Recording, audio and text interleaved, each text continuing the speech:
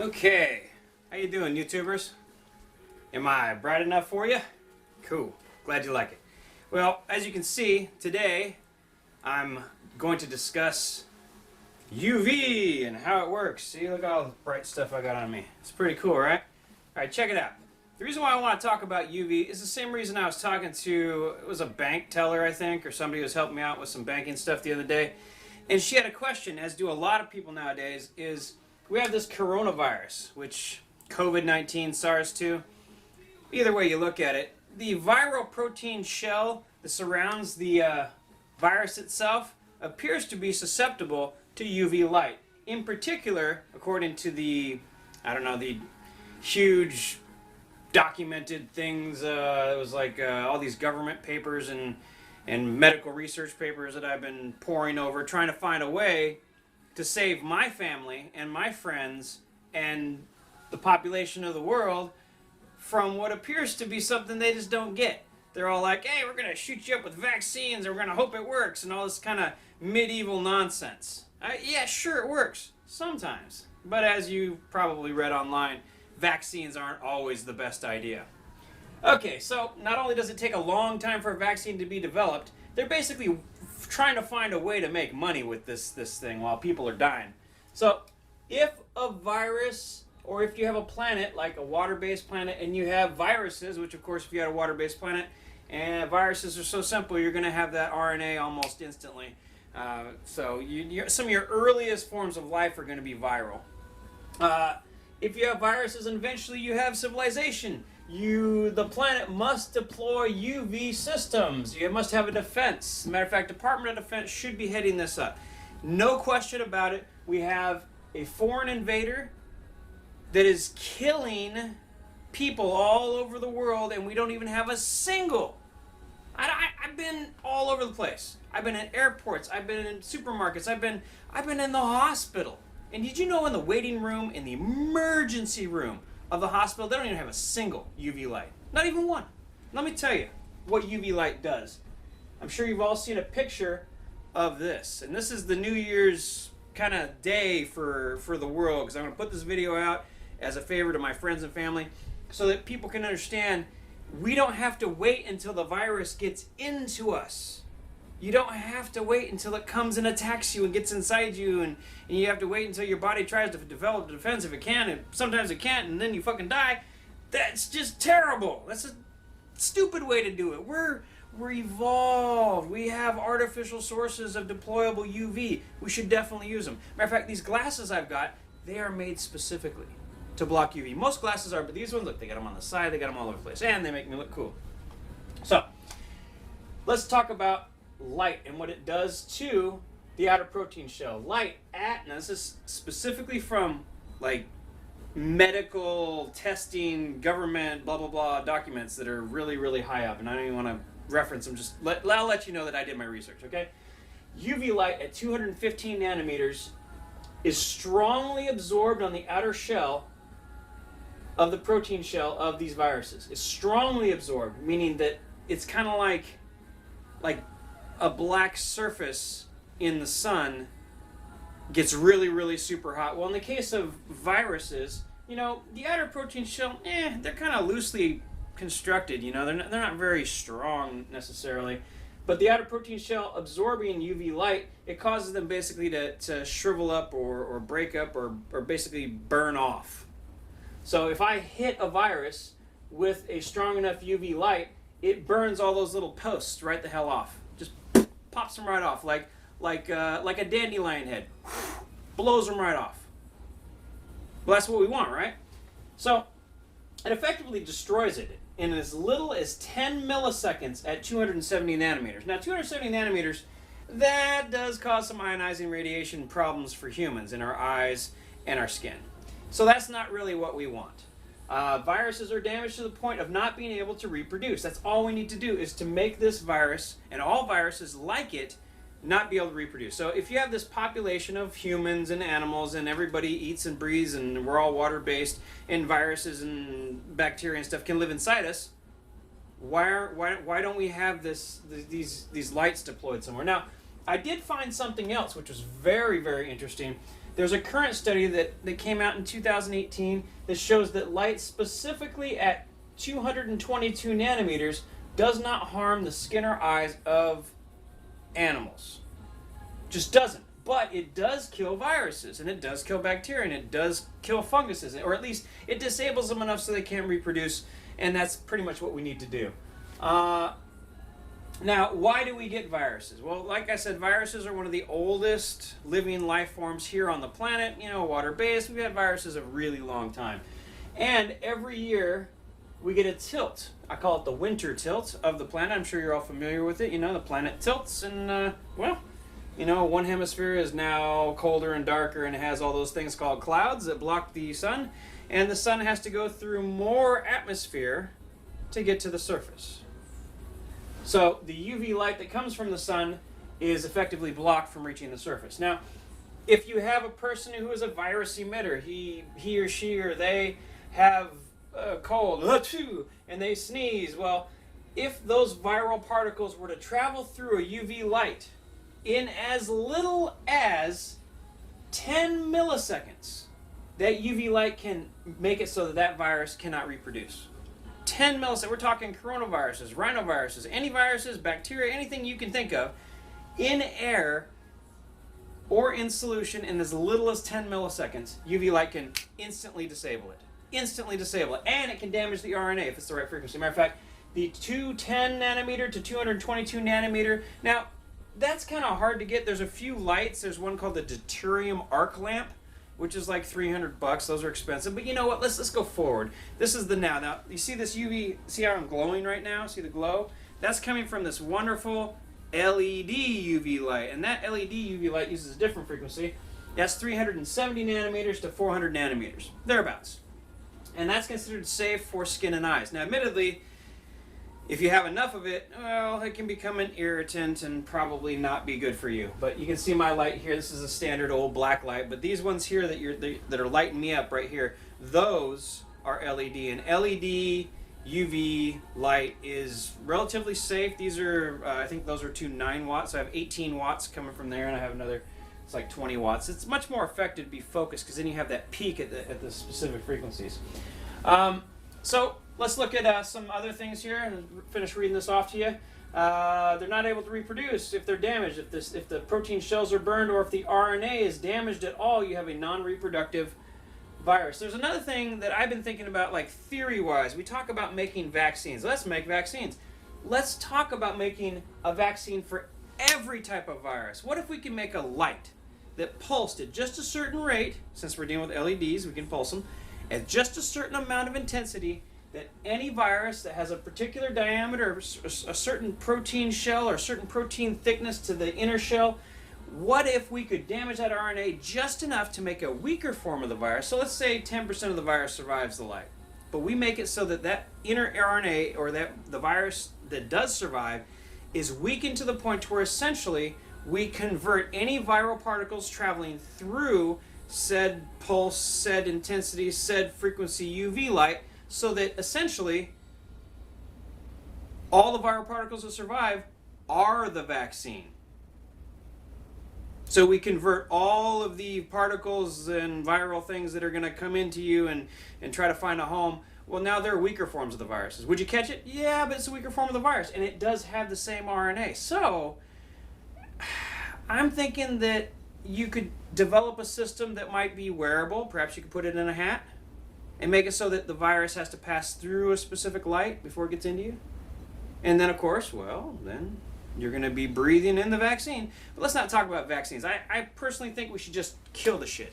And to do that, okay, let's look at this. At 370 to 400 nanometers, viruses might last a second or more, but will be effectively destroyed, completely destroyed, at 8 to 10 hours at 10 milliwatts. Okay, I told you, these are 9 watts. So these are, what? 10 milliwatts, 9 watts. Milliwatts, watts. So that's 10 1,000th? 10, yeah, yes, 10 1,000th of a watt. And that's 9 watts. So at 8 to 10 hours at 10 milliwatts, well, what about at 9 watts? Probably pretty fast, right? Yeah, almost instantaneously. The viral particles are instantly damaged. Matter of fact, I've been experimenting with UV light around a whole bunch of sick people. Man, the people at my job are sick all the time. Then they all have the flu and they give it amongst themselves. However, I haven't gotten it. Matter of fact, my son, he had a terrible flu. Terrible. And using UV light, nobody in the entire family caught it. Nobody. And using UV light as a defense against my coworkers, I've also been able to avoid it. And I think that's definitely proof enough, because those guys are still giving it to each other and they can't seem to stop. You know, some people spit when they talk, and a lot of people, they spit a lot when they talk. You don't even realize that some of these people are in important positions, where it means they talk to everybody. So if those people that are in important positions tend to spit when they talk, that means everybody's going to get it. Anyways, but I didn't, of course, because I'm using UV lights. Portable UV lights, incidentally. LEDs. All right, so shorter time under higher UV light wattage, of course. Now, I did some research, and I specifically did research into UV light eradication of the protein shells, and I ran into one that was specifically written on the H1N1 swine flu. The H1N1 swine flu. At 10 milliwatts, at 270 nanometers, complete eradication on surfaces, in air, complete, 99.9%, ineffective. Now, ineffective, what does that mean? That means the virus can't infect you. Cannot infect you. 99.9% of the viral particles in this study were completely eradicated in solution, even in water, after 8 hours. 8 hours, 99.9%. Now, that's a long time, but what if you had these UV lights, like I've got a UV light here, and I've got them mounted near my front entrance to my house, and I've got them one in each room, one small 9 to 7 milliwatt, or one 9 to 7 watt, one in my bathroom, one in my kitchen, one in my, every room of the house has got at least one. And I use other lights too, because you don't want to have it so dark that your irises are really, really open, because, of course, that would be bad. So you want normal lighting levels, but you want to mix in some UV in there. Most of you probably have like 4 fixtures in your bathroom. Well, take one light bulb out, stick one of these UV ones. Now, Fiat Electric seems to make my favorite bulb. I mean, there's some cheaper ones, Le Meng, Amazon has them. There are literally millions of them out there for you to buy. So go buy them and use them. Also, if you feel like a sunburn kind of thing, that means you're too close to it and you've been under it too long. So then you turn it off. That's just UV for you. And your skin will say, hey, ow, ow, stingy, stingy, and that means you turn it off. Okay, so anyways, like I said, the H1N1 is a swine flu, and they found that UV completely eradicates. That's at 270 nanometers at 10 milliwatts. So of course at higher wattages it would be much shorter. And you see here at 270 nanometers and as little as 10 milliseconds, it was destroyed. So it depends on the particular shell, the thickness, the RNA, all that other stuff. Now, I wanted to specifically talk about deployment by the Department of Defense. Department of Defense, whether it's the United States of America, whether it's all these other places that have their own departments of defense. Why are we not deploying UV systems in major cities, in areas where, well, I know why. Because this is new. This study about the 222 nanometer, now I found additional information that showed that 210 to 222 nanometers was effective and didn't harm mammalian tissue. Wouldn't even penetrate the eyes. Too short of a wavelength. So, why aren't we deploying these systems? Because they don't know about them. This is literally late 2018 is when the article is from. So, the generals, hey generals, do you know about this? Hey colonels, do y'all know about this? Hey brigadier commanding people, why aren't we deploying this for our troops? I mean, you go to a foreign country, why aren't we surrounding our vehicles with UV? Come on. I mean, it would be a good idea in the cities. It's just a friendly thing. We're going to go around. You know what we're going to do over here? We're going to kill the viruses and germs that are probably plaguing all your people and making sure you just keep your distance 5-6 feet away, which they usually do. But you don't want that little virus blowing in the wind to make you sick. So why don't we have this? Because it's new. UV technology, UV LED technology is new. To make something specifically for these wavelengths, every single command center in the world should have one. It should have an archway. There should be them in every room. There should be at least one emitter that is constantly stomping down. Because believe it or not, The UV light kills viruses even if they are antibiotic resistant or antiviral resistant. The most resistant strain, because they're physical. It's like you look at them as a physical thing, and I'm going to hit it with something physical, which is light in this case, and that shell's not going to vary very much. There's some pretty invariable. It can only be like that, otherwise it's not even a virus. All right, so let's look at what we got here. UV LED, 7 to 9 watts. Now, the coronavirus in particular, or coronavirus, there's a whole bunch of them. It's almost like they don't know what it's going to be in this particular case. So they're like, oh, it's the coronavirus. That's so dumb, calling it the coronavirus. It's like calling Bob a human. Bob's a human. Well, we're going to talk about Bob all day, so we're going to just call him the human. He's the human.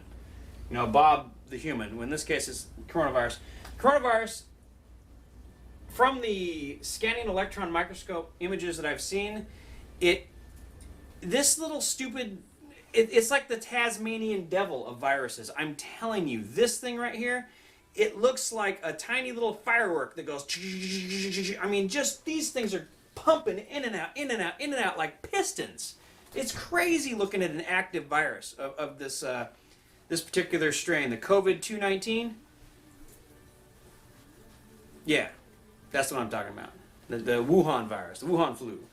That particular one, it's the most active virus I've ever seen. That means if you get one on you, it's like a Tasmanian devil. It just goes right into your tissue and just starts reproducing itself. It's crazy. Then it makes a whole bunch of its Tasmanian devil buddies. They should have called this thing the Tasmanian devil. Then they would have known. That thing tears some cellular shit up. It's the craziest virus I've ever seen. And I've studied virology, viruses under microscopes since I was a boy. I mean, I'm old now. So that was a long time of looking at viruses under microscopes.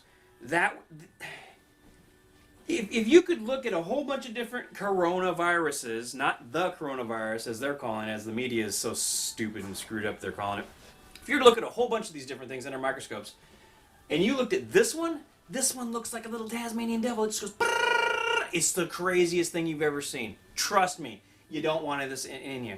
And I think it's just bad. Anyway, so let's look at there was a scanning electron microscope image that was recently released by the media, admittedly, of the coronavirus. I hate calling it that. And it showed skin cells, they're flat cells, skin cells. And you can see where the coronavirus is just going crazy out of these skin cells. It looks like somebody took a sprinkle thing and went sprinkle, sprinkle, sprinkle, sprinkle, sprinkle. And that's how many it created. From one cell, you can see it made this big burst of a whole bunch of them. Now, UV penetrates the cellular tissue and can deactivate any viruses that it comes in contact with at a particular wavelength. Now, in the case, once again, of the virus emitter, and you have Mr. Underneath the UV light safe, why don't they have these in train stations? Why don't they have them in restaurants? Why don't they have them? Because the technology's new. But you should deploy UV defenses in your house, at your jobs. I tried that at my job. I hung it was like 80 watts of, 370 to 400 nanometer bulbs, because everybody was totally sick in the office and everybody was making each other sick. And I hung these 2 huge freaking UV lights in there for one day. And in one day, I broke the cycle. Almost everybody got better except for like 1 or 2 guys. And those guys were the carriers, the people that kept giving it to everybody. And it turns out that they were the commanders as well. So it was like a dual thing. They're giving it, all the commanders are giving it to each other. And that's not good because they talk to everybody. So at least I was able to narrow it down. And I was able to cure everybody else I worked with. And that's like 25 to 40 people. And they literally got better within days. It just broke the cycle. It took what was in the air and deactivated it. It worked really well. I've since installed, this UV in my life, and I'm just gonna start throwing it at everything, everywhere, because believe it or not, imagine you're an alien species and you're visiting this planet, and we don't have UV systems deployed. What is that going to make you? You're obviously a water-based creature just like us, and suddenly you can't really go anywhere unless you're in a full bio suit, right? Well, if these UV systems were deployed, we might make it to that phase in our development. We might be able to get to the Star Trek days. But if we don't deploy UV to create an active barrier in public places, movie theaters, holy doo-doo, that is just... If you go to a movie theater, if you go to there's so many places that we go to where there is no UV. Let's look at the churches. I want to bring the light of God into the churches because this is, once again, it's the light of God. Believe it or not, the reason why I say that, it's pretty interesting. Let me tell you about why I'm saying that. Deuterium, deuterium arc lights produce the most substantial antiviral and antibacterial light source I've ever seen. It creates a peak. It's like God's light. To be honest, deuterium arc lamps, they can't be described any better because they will eradicate funguses, eradicate viruses, eradicate anything that harms us, pretty much, that comes in these little small packages that get into us and attack us. And it's interesting when I look at that particular, its frequency peak, and I'm like, so it's got like 125 nanometers right up into the 295, 350 range, but it peaks right at the most destructive wavelengths for these viruses. Now, admittedly, that protein is very close to us too. So the deuterium arc lamps aren't the best idea. UV is more specific. You can be, instead of using a notch filter on a major arc light source, you can use UV lights, which only produce maybe one frequency or a small range, very, very narrow. It's like a notch filter or a narrow band filter on a major arc lamp source, but it's a UV. And of course, they're low wattage and they're compatible with all of our power systems, and they don't draw much power, so you can technically create portable systems with UV LEDs. Matter of fact, I've got some UV LEDs that I've found out there that are, UV LED strips and stuff like that, which are pretty useful. If we don't deploy a UV system, a UV defense system against the winter tilt, because this happens every year. I heard 10,000 people in the United States alone died this year from the flu. If they had portable UV systems, if they had UV systems, and LEDs last a really long time. Like I've got some that say will last for 25 years. So that means you could get a UV LED that's going to defend you and your home for 25 years for $10? Man, where's my money? How do I sign up for that? And that's what I'm trying to say. We have the capability as a species to survive these calamities, to get past them and make it to the space race age if we can create systems of defense around each other, around ourselves, in our places of work, in our places of eating, in our hospitals. Why don't we start at the hospital? Let's start there. How many people go to the hospital that sound like they're going to die? You ever been to an emergency room, waiting room? Yeah, there's people in there that sound like they're going to die. Well, you got other people in there that aren't going to die. Okay, and if the people that are going to die are able to just cough and sneeze and do all that shit, public schools, same thing. Why can't we deploy a UV safe light in our classrooms, in our hallways, in our offices, at schools and public institutions, courthouses, same thing, sheriff's offices, same thing. We should be able to deploy this technology and protect our people from this inevitability. Oh, wait a minute. It's inevitable only if you don't have the UV, because you know what? This has to be built out of the same thing. That means if we deploy this, enough of this, these won't exist. If we can kill them before they get to a host, these will just fade away, at least in society in general. And if there is a problem, if there is a major outbreak, well, what if we deployed all these systems and we didn't turn them on until we need them? Well, we need them right now. The coronavirus, it's killing people. The Chinese are totally covering it up. From what I've seen on the videos, they're stating, just from what the Wuhan crematoriums can handle, just from that number, running for 30 days. And the lady said they were running like, 10 to 25 bodies extra a day. Just from what those could handle for 30 days. That's like 135 to 200,000 people died. And they've been running around the clock. And that doesn't count all of the other provinces and all the other crematoriums. So this is a major problem. This is an ongoing major problem that we need to deal with as a species. And according to what I would think, an alien who would give us advice coming to visit our water world, they're like, hey, you guys need to deploy some UV defense systems right away. Vaccines are great. No, not really. Like I said before, though, if you did it correctly, you could take the UV under a certain pulse rate, under a certain frequency, under a certain intensity, and you would be able to convert all of the viruses that would come in contact with you into vaccines while they're in air, while they're in transit.